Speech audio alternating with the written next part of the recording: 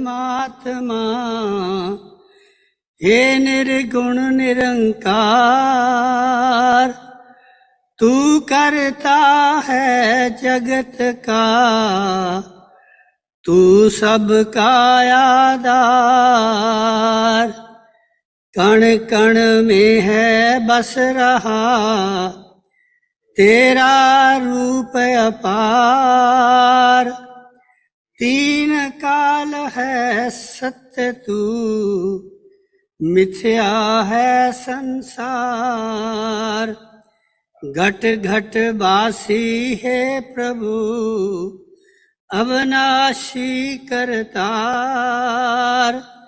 दया से तेरी हो सभी, भवसागर से पार।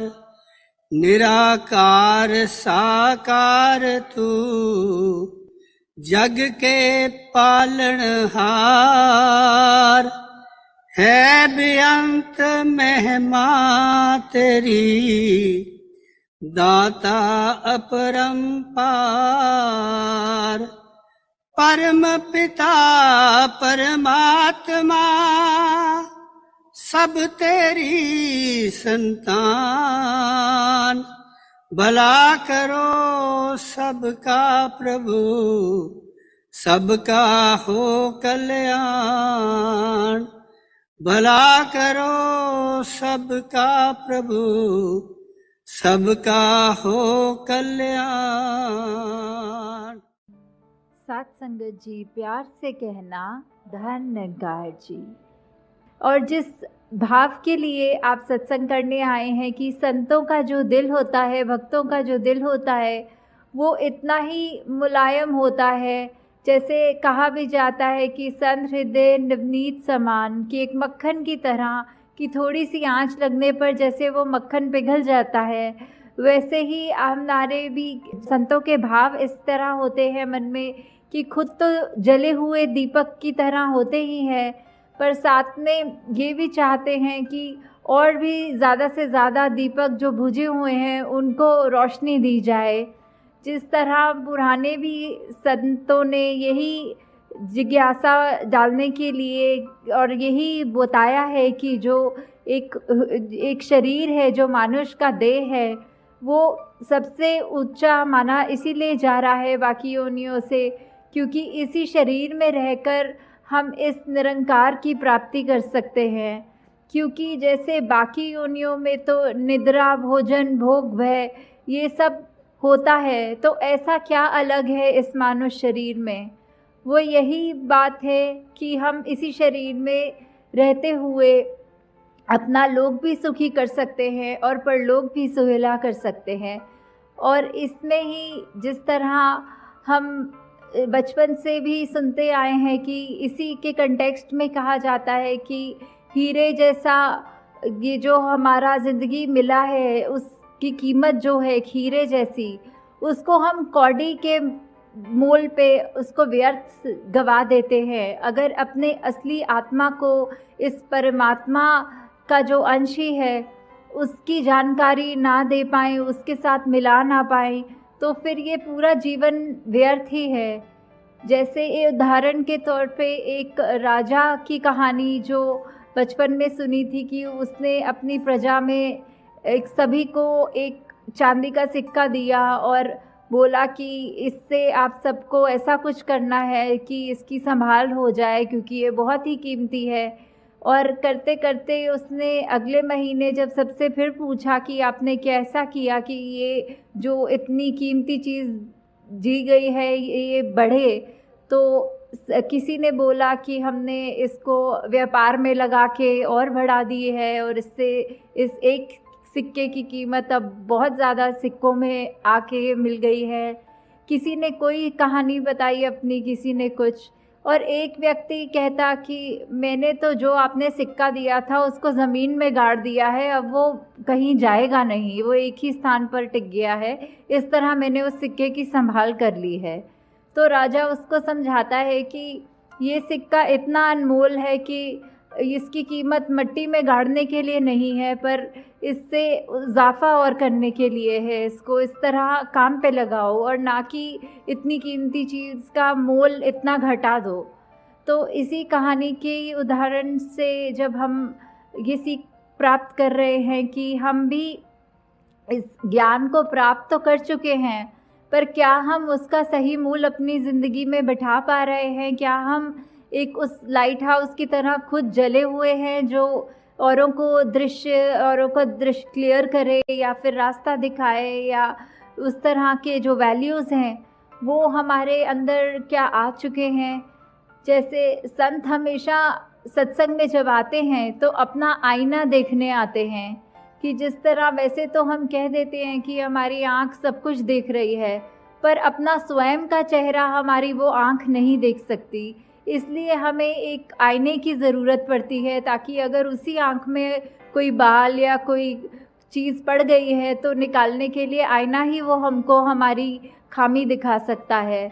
उसी तरह जहाँ सत्संग की तो ये महत्व है ही, और सेवा और सिमरन को भी हमें जीवन में ज़्यादा से ज़्यादा उतारना है।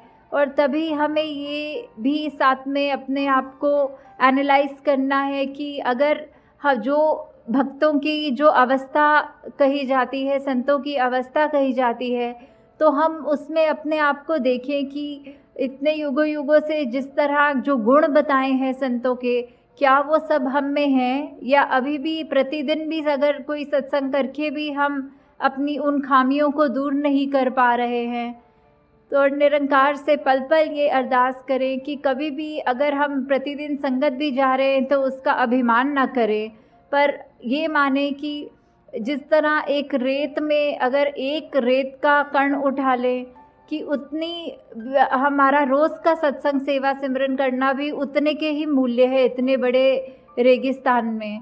तो वैसे ही निरंकार हम पे कृपा करे कि हम जहाँ खुद अपनी जागृति से अपने आप को हर पल निरंकार के सहारे, निरंकार के एहसास में पल पल बताएं अपना दिन, उसी तरह जो भी अपने निजी जीवन में हमसे जिससे हमारी बातचीत हो सके, या कोई प्रतिदिन कोई स्कूल की एज से, या वो घर बैठे पड़ोसियों से, या कामकाज के क्षेत्र में जिससे हम बात कर पाएँ, वो हमारे कर्म ही इतना हमको ऐसा बनाए, झलकाए वो हमारे कर्म हमारे अंदर कि सब अपने आप ही हमसे पूछें कि आप कौन सी सत्संग में जाते हो, अपने साथ आपके साथ ही मिले इस संगत आने को तैयार हों, और अपने आप को भी जहाँ उनकी आत्मा है जो अभी निरंकार से वंचित है, इस परमपिता परमात्मा का ज्ञान नहीं है, वो भी जल्दी से जल्दी अपने ये जीवन मरण के मुक्त को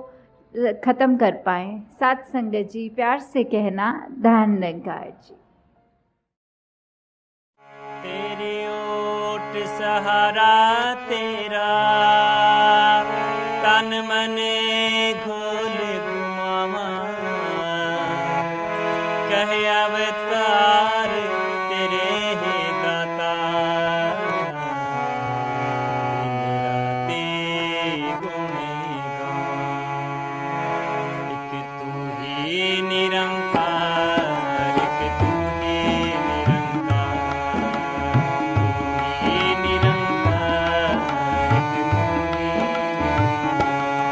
मैं हाँ सदा बोलन हार, मैं हाँ सदा बोलन हार, तू है दाता बख्शण हार, तू है दाता बख्शण हार, मेरे अवगुण ना चितार, मेरे अवगुण ना चितार, तू ही निरंकार, तू ही निरंकार, तू ही निरंकार,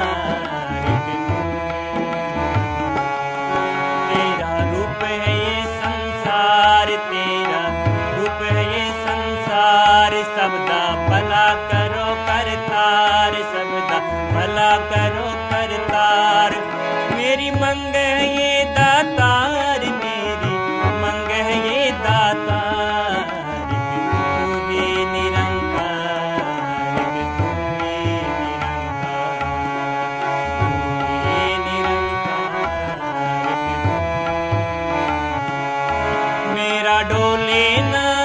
बार मेरा डोले ना इतबार। बख्शो शरदा भगती प्यार, बख्शो शरदा भगती प्यार। करा मैं संता दा सत्कार, करा मैं संता दा सत्कार।